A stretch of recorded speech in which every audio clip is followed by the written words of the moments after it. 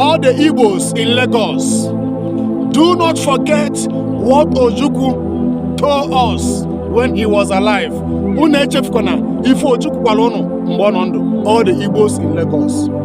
And what a much thing to say. I have no much thing to talk, but I'm telling you, do not forget what Ojukwu told us when he was alive, and do not forget what Mazi Nnamdi Kanu told us.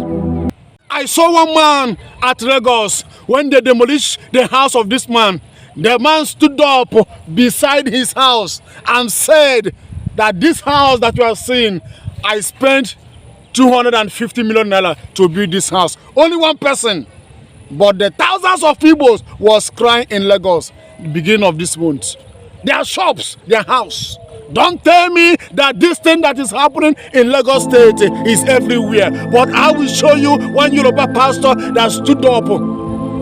I will show you one Yoruba pastor. They called meeting in his village. They are doing meeting against the Igbos, that Igbos have bought all the places in Lagos. And this man stood up, tell them, no, I'm not in support in this meeting. And the man left them that place. And the man came up and speak it so that the world will know what these people are planning against the Igbos.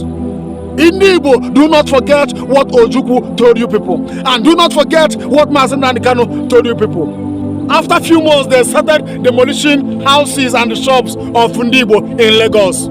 And you will tell me that demolition is everywhere in Nigeria. I will tell you that this one they are doing is not about demolition, it's about wickedness, it's about tribalism. I know what I'm telling you. Ndibo, don't forget what Ojukwu told you people. And you people that are building mansions from that place, in next 100 years, in next 200 years, they will do the same thing to your children's children.